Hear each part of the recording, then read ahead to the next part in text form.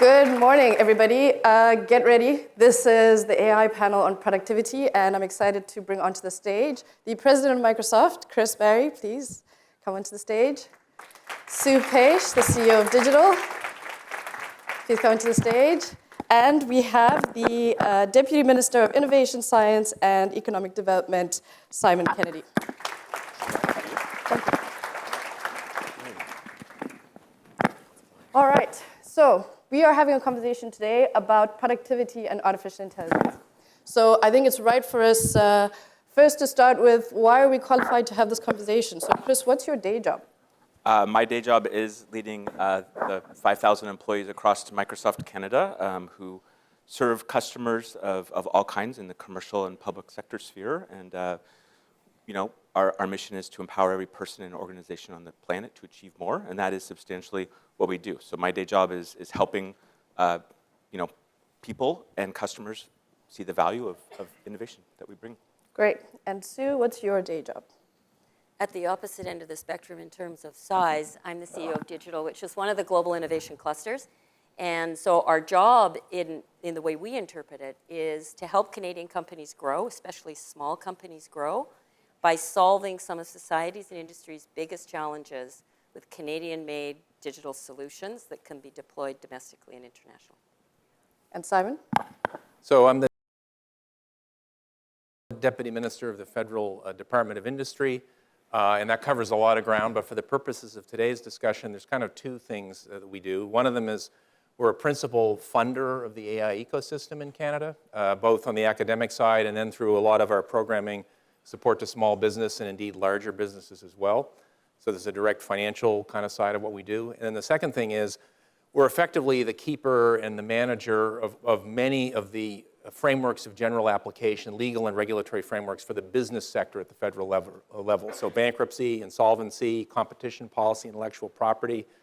We don't handle very bespoke, specialized rules. If you're in the healthcare business, you might have Health Canada be regulating you. But when it comes to general rules for the business community, that's us. And AI, we have legislation in the House of Commons right now for the regulation of AI systems as an example of what we're doing to try to catch up to these developments. Well, you started with funding, and we've had a recent, very exciting announcement about artificial intelligence. Do you maybe want to share a bit about the thinking behind that? Why did you think it was important for Canadians to have that in the budget? Thank you. Yeah, there'll be more details to come. Obviously, we're very excited, certainly as a public official, kind of a public servant, very excited about the opportunity here to deploy pretty significant capital in this space where Canada has traditionally had some real leadership. When we have been talking to the business community, the academic community, certainly the scientists, as people here know, we have many of the world's kind of leading scientists for AI. There's either Canadian or a strong connection to Canada. We've heard a number of things. One of them is, this technology is very powerful, and by all accounts, it looks like it's a general purpose technology like electricity or the steam engine or the internet that is going to have a transformative impact across all businesses. And when you look at the speed at which it's developing, there's real interest in making sure that companies and Canadians, benefit from all the opportunity. And so we want to make sure that we're kind of moving on adoption. And Canada has traditionally, unfortunately, for a lot of historical reasons, been slower to adopt technology than a lot of our peers. So that's kind of number one. Number two, there are a lot of prominent voices who are raising concerns about the long-run safety of the technology and the need to ensure it's used responsibly. That doesn't mean we shouldn't use it, doesn't mean we're not excited about it, but like any powerful technology, it can be used for good or for evil. And some of the short-term concerns are things like misinformation and so on. And some of the longer-term concerns, some people worry, might actually be more existential. We could be building machines that are actually quite smart and might have their own ideas of what to do. And the last thing is, in order to train these algorithms, you need vast amounts of computing firepower. And there is some concern that there's going to be jockeying among nations for who has the capability to actually do this training. Where do these huge server farms and these specialized chips reside? If this is a utility, and ultimately, like electricity, it's going to be important for the economy, you don't necessarily want to have all the generation capacity in one or two places because then you're vulnerable. So to come to the announcement was about AI adoption by the business sector. It was about AI sovereign compute, making sure Canada has some capability to have that compute firepower that's needed. It's about training. So it's about these, and it's about safety. There was a piece of it that was about safety. So it's about these things that are becoming prominent concerns in the community about how to take advantage of the technology. Well, the promise of artificial intelligence is increased productivity. That's what we hear, that's the dream and the vision. Chris, do you want to maybe tell us what is productivity? What do we mean when we say 10x or 20x what someone is doing in their work? Yeah, I mean, here what we're really speaking to, and I'm not going to give maybe an answer that a micro or macro economist would give, but fundamentally we're talking about people being more efficient in the work that they're doing. It's either the touch time to complete a series of tasks or the span time in totality to complete a set of tasks that make up part of their job.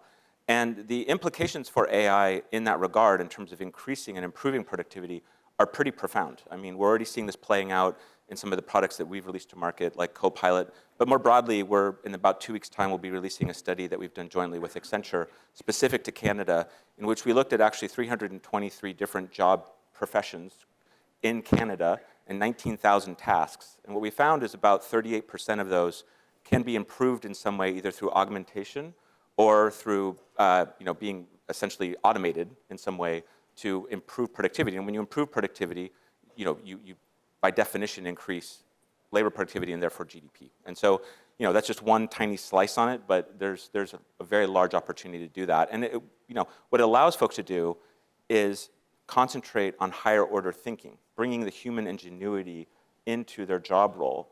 There are concerns, of course, about jobs being displaced. And it is true that when technologies like word processing, just to pick on something that we've brought to market, that did supplant typist pools, which existed in many organizations in decades past, including at Microsoft. We actually had typist pools as recently as the late 80s and early 90s, right? But many of those people were retrained into new functions. And so it's about freeing up people to have the capacity to do higher order human ingenuity work. Fantastic, and I was actually pleasantly surprised and very pleased to hear in the budget announcement that part of the allocation is about workforce disruption. So it's being proactive about the workforce disruption as opposed to waiting for it to happen. But this promise of productivity, is it affecting everyone? Is everyone adopting AI at the same level? Sue, are you seeing that? The short answer, yes, I am seeing it. And the short answer is there's an opportunity for Canada here. And I'll keep on a positive bent. What we see is in the United States, about 65% of companies, small and medium companies, are actively exploring the adoption of AI to improve their productivity. That number in Canada is 37%. So we have a ways to go, and we're a little bit like the frog in cold water right now if we're not careful. And the rest of the world is looking very, very practically at AI, not as something that you can do as a trailer, but something that we've got to win this race. And so one of the things that we do is we help especially small Canadian companies get comfortable with the adoption of new technologies, as well as participate in the development of those technologies by putting them in rooms with other organizations, with government organizations, with big multinationals like Microsoft or Tech Resources, with NGOs and community organizations, and collectively solve big problems with technologies, which include AI. And then it becomes much more natural. But the challenge we have is this isn't a situation where Canadian SMEs can sit on the sidelines and wait for the playbook to come out so that they can then enter the AI race. By that time, it'll be too late. 65% to 37% is a big gap. Right, and you said you've seen technologies take off, and Canadian technologies. Can you share maybe a case study, a company that you've seen, a story that you've come across in your work where we've seen Canadian excellence as it pertains to technology and productivity? Yeah, for sure. How much time do you have? Because that's the good news story about this. I know the clusters get lots of interesting commentary publicly, but I came here because I'm not young anymore, and if this policy works, this policy is going to change the country for our kids and my grandkids. And 5 years in, I think it's going to work. So let me just give you a couple of examples. Net zero and critical minerals. You can't open your phone without seeing something about critical minerals and the need to get more critical minerals. Most critical minerals in the world that are near surface have already been extracted. And the traditional approach to find the subsurface critical minerals, so up to 1 kilometer into the earth, is hunt and peck drilling. Return on investment, negative 45%. So that's the kind of challenge we pose to our membership. Fast forward through this digestive tract that we have of building these technologies. Fast forward, a little company out of British Columbia, working now with 4 of the 5 largest mining companies in the world, has developed an Earth X-ray machine, repurposing an X-ray that was produced in Triumph out at UBC 25 years ago, using AI and advanced algorithms, sorry, is now being deployed around the world. Sorry, I'm going to cough here. No problem. Well, while we percolate on that, I'm happy to hear that it's real industry, it's mining, right? But we need to do more. So maybe Simon, can you jump in and talk about where else can we be deploying artificial intelligence? Where do we need to put more emphasis and work a bit harder? Well, maybe what I would say would be the problem we're talking about here at some level, even though AI is such a new development, and I don't want to say it's a shiny new object because people generally think it's a very important technological development, but it's in all the newspapers now. We're talking about it. But this fundamental problem of tech adoption is a problem that's many decades old, and we were having similar conversations about adoption of digital technologies and adoption of the internet when I first arrived in Ottawa, like at the end of the 1980s. And so, the challenge in a way is, it's partly the structure of our economy, it's kind of the business culture, it's a lot of the incentive structures. We saw during the pandemic, for example, an enormous run-up in the number of small businesses that adopted digital tech. And I don't have the specifics on me, but I mean, it's something on the order of 20 years worth of adoption in the space of 10 months. When businesses had to do it as a matter of survival, they did it. So that might tell you that businesses haven't to date, many in Canada, haven't had to do some of these things as a matter of survival. So that might have to do with the competitive intensity of our economy. There's there's millions of, a whole bunch of different reasons for it. And we've never to date really been able to crack the nut of how do we get our business sector to be more productive, rely more on plant and equipment and less on labor, invest more, et cetera, et cetera. That's a problem that's been around a long time. So I would just maybe note that, first of all.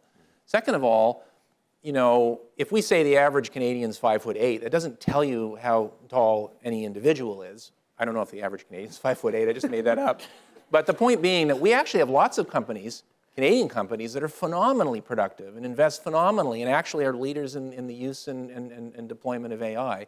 We just had a couple of our banks actually, I think, be cited just in the last week for being real leaders in this space. Mm-hmm. And what we tend to see, it's maybe an overgeneralization, but the Canadian companies that are really successful abroad and export and are really active in foreign markets, they look a lot like the best and most successful, foreign companies that we often compare ourselves to. So this issue of adoption and uptake is a kind of secular one. It's been an issue for policymakers in Canada for a very long time. If anybody tells you they have all of the answers, they're probably lying because many smart people over many years have tried to figure out what to do. The urgency here is because it's a general purpose technology, because it has such a potentially transformative impact, the worry will be if you don't start taking action, you're going to be left behind. There's going to be a lot of upheaval even if we take action.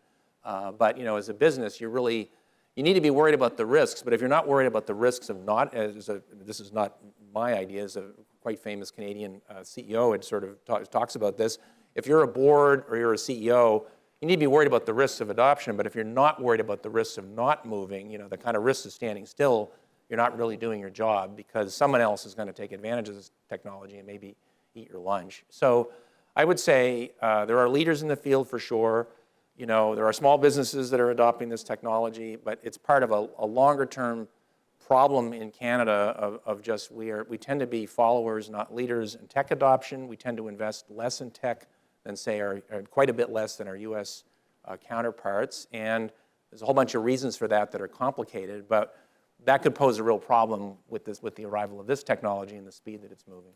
Right, and so, Chris, you were integral. When I say you, I mean Microsoft. We're integral in getting small businesses, big businesses, many of us up and running over the pandemic.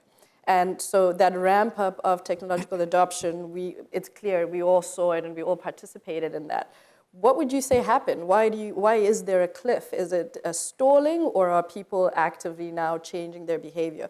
Or maybe you have a completely different perspective. Maybe you think it's ramping up. Yeah, no, it's a great question, and it is absolutely true that as the pandemic unfolded in its first weeks and months, there was, for lack of a better term, the largest experiment in the reconfiguration of work that happened globally in the space of mere weeks, right? You had organizations that needed to instantiate people on things like Teams or Zoom or whatever it was overnight. And prototypically an organization of a certain size or even a small organization would say, hey, we're going to test it with a number of folks, and we're going to roll it out to one department, and we're going to test that for a while, and then we'll eventually get around to everybody in the org. And instead it was, we got to light this up for everybody in the space of 48 hours. And look, we're going to have to accept a bit of risk, and people are going to need to self-train and get comfortable with it, and so on. And that was instructive at the level of sort of maybe some organizations embracing the concept that maybe we don't need to be fast followers in all regards. Maybe we can be a bit more forward-leaning in adoption of technology. Now, to be clear, from a Microsoft perspective, we believe that AI should be regulated. So this is not about let's just let it all go open and see what happens. Simon spoke very, very eloquently on there are absolutely real risks. Somewhere in the middle is a path that I think is tenable and that does make sense for Canada to take some of those lessons and some of that ethic that began during the pandemic and apply it towards a set of general purpose technologies that do have this ability to unlock the types of productivity gains. I mean, one part of the study that we're about to release, says, hey, 40% adoption rate of AI, half an hour of people saving time during the day, which is something we're seeing already empirically in the technologies we've released. That's an 8% lift, right? An 8% lift in labor productivity by the end of this decade. Now, even if you cut that number in half, it is still substantial.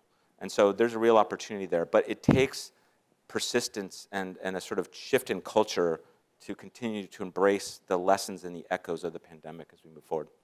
You've touched on so much. I was on a stage yesterday with 2 other Canadians talking about innovation and leadership in New York. So we seem to have been able to export some of what we are doing. But we all agree there's something still lacking at home.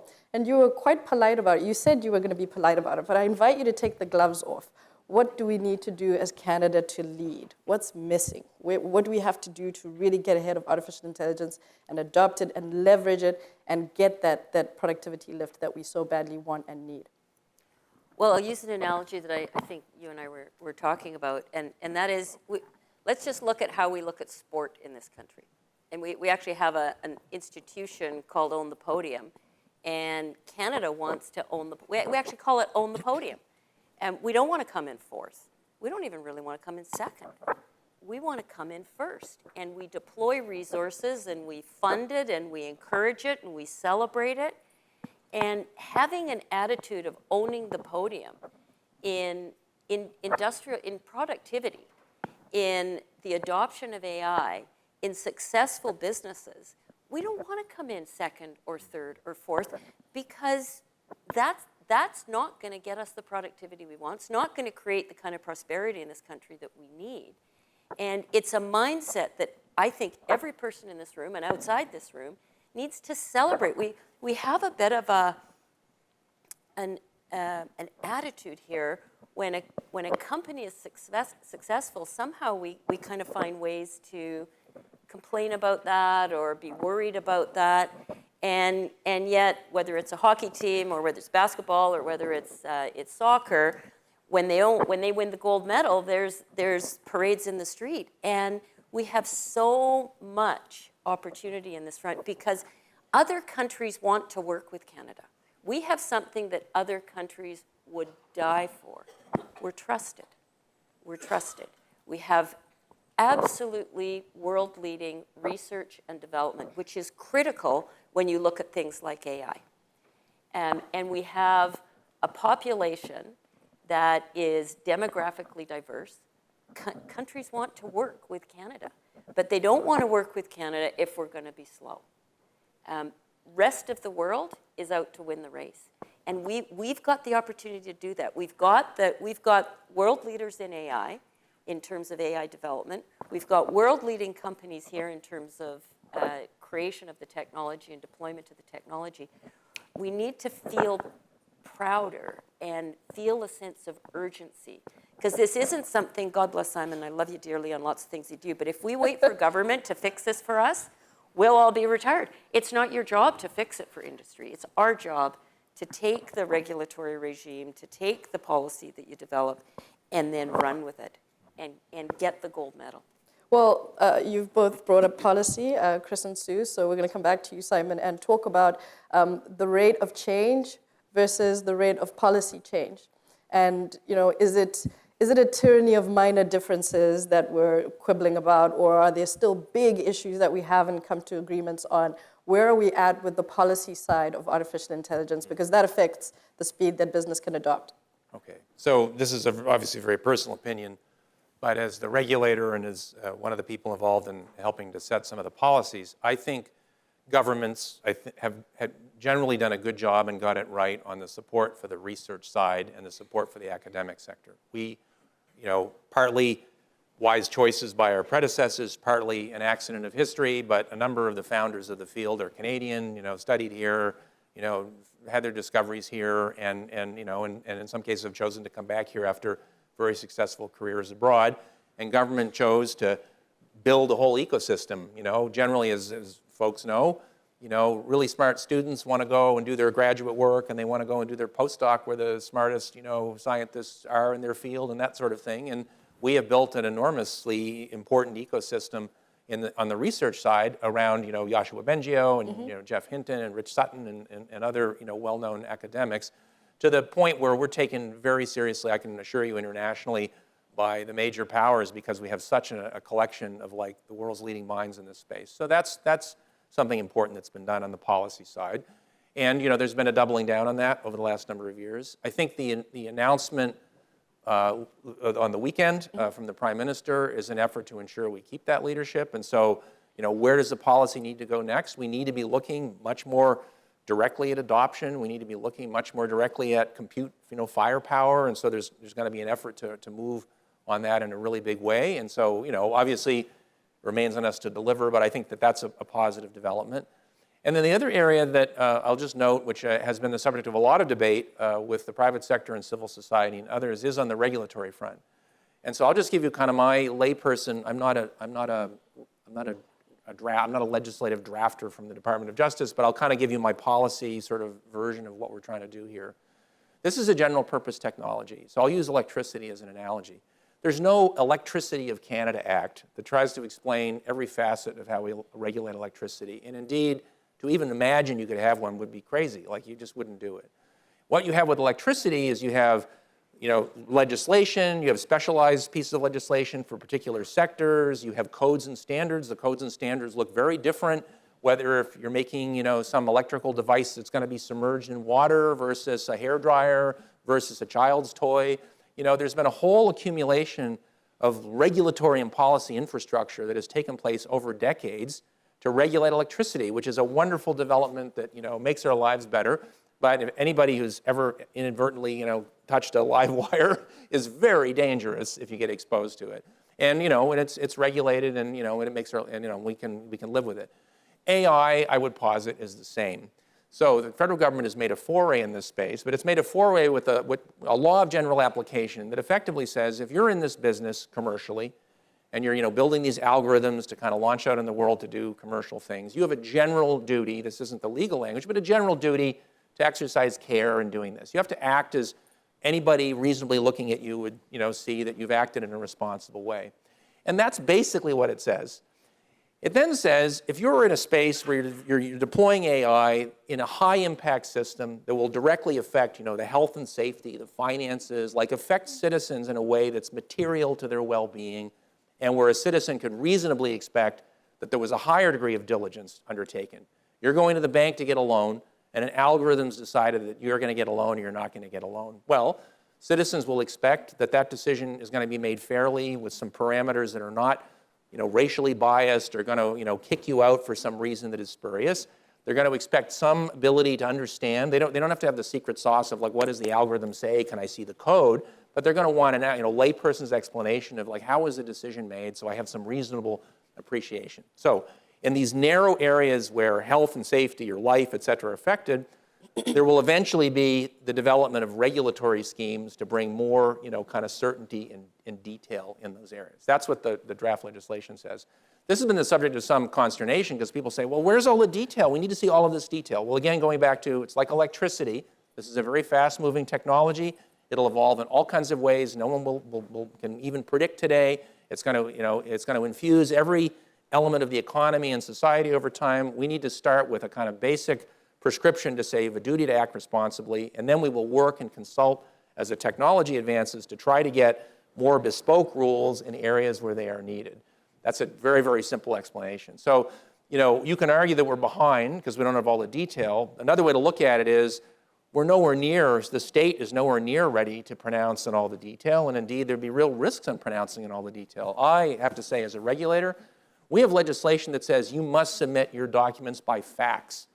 And the lawyers say it's actually not legal for you to do that unless you submit it by fax. Well, that's the downside of codifying a whole lot of detail to give certainty, but in a way that may be very quickly overtaken by events. So I think we're actually not bad. I mean, mind you, the bill has to pass, but I think we're not bad in terms of being out of the gate with something reasonable and sensible, which is, by design, will evolve over time through consultation and through real-world experience. So maybe I'll stop there, but that's kind of, I think, the policy landscape.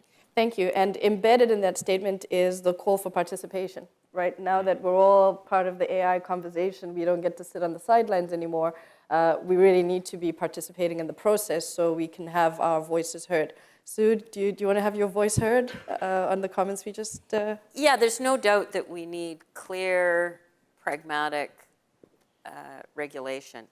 Can we resist the temptation to do it 13 times over in every jurisdiction in the country so that small companies find it easier to do business outside of Canada than in? Because you just can't, I know that's not on your shoulders, but I think for all of us who are in this space, let's try and have at least a harmonized regulatory environment for AI, because it is a real issue for small and medium enterprises. They find it easier to do business and to deploy technologies outside of Canada rather than to try and navigate 13 different regulatory regimes.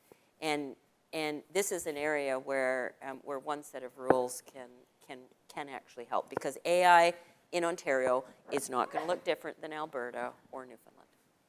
All right, Chris, do you want to jump in? Yeah, I really like, Simon, your analogy about electricity and its regulation, and I think it's a good one. It is also true that as we woke up this morning, there are 700 million people in this world that don't even have electricity.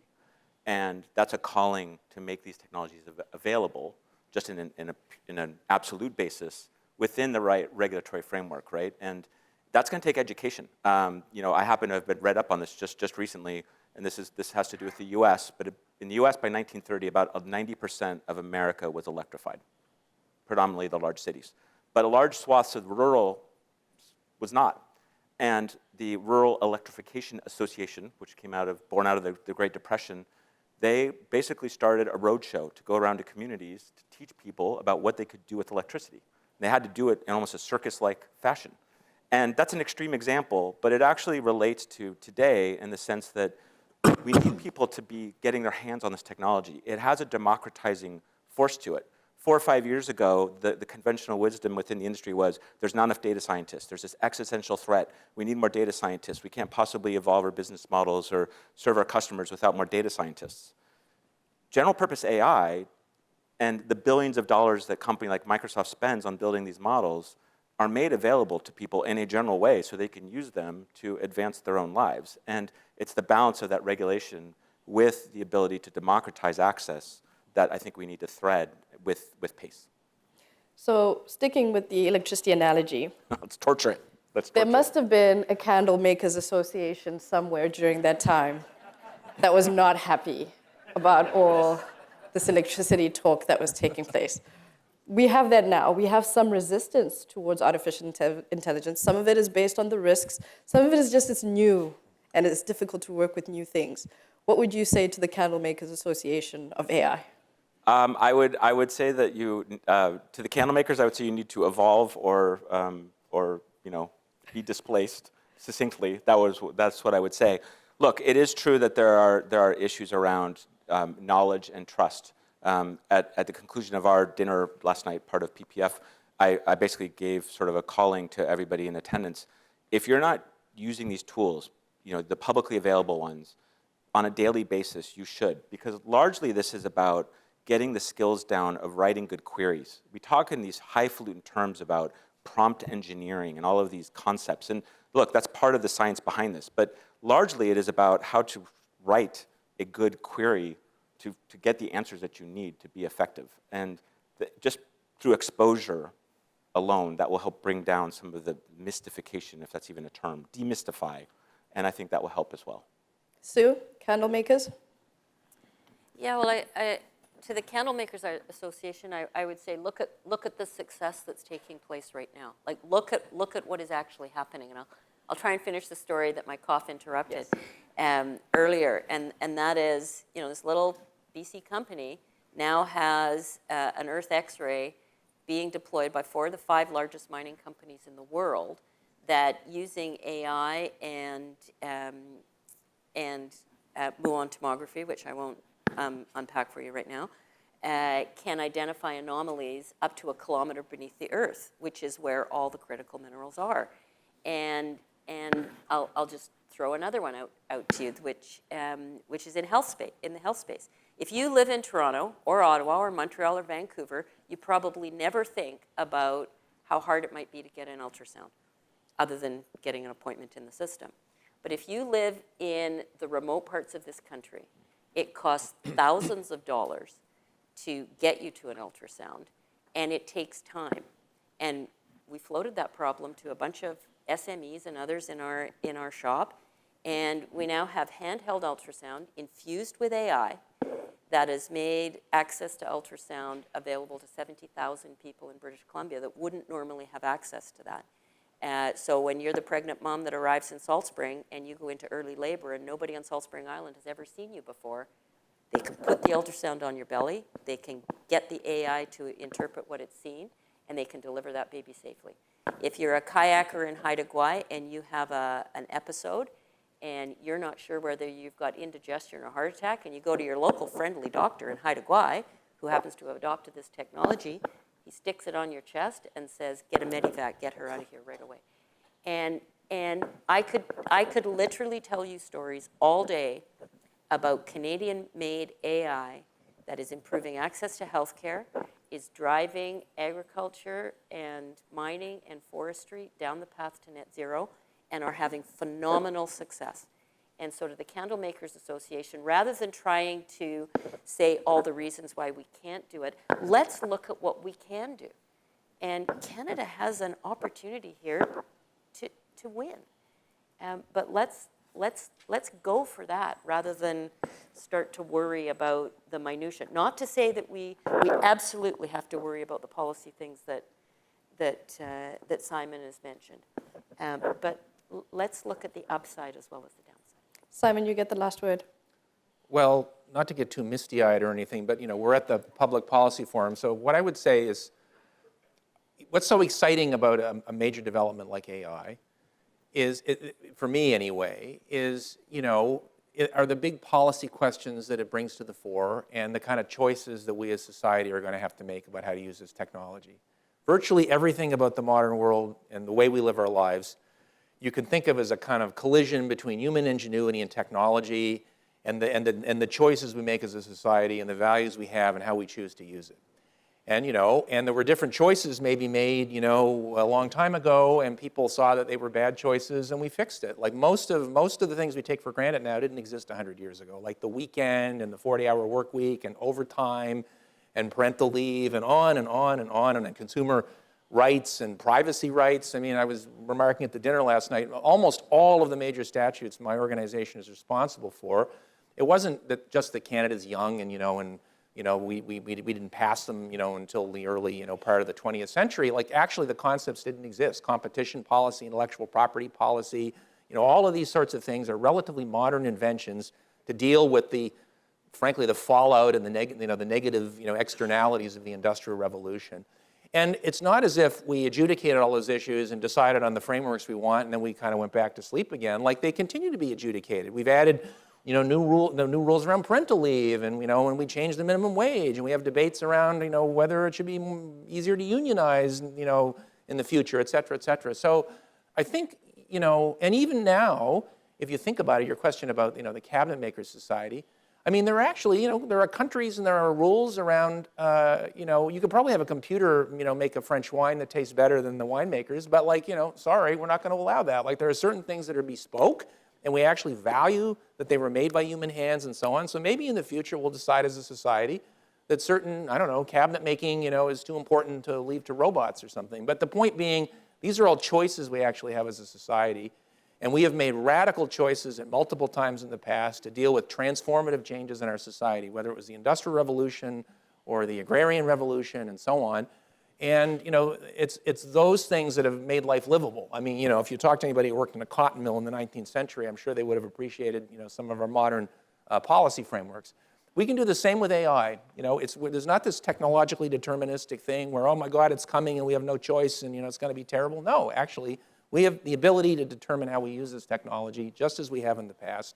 We can make sensible choices that seize all of these benefits while avoiding calamity, but we'll have to have the courage to do it, and we'll have to have the political debates to figure out where the right settings are. So I don't know about cabinet makers, but if it's important enough, we can make sure they have a geographical indication, and only they get to make cabinets, and and not AI-enabled tools, I guess.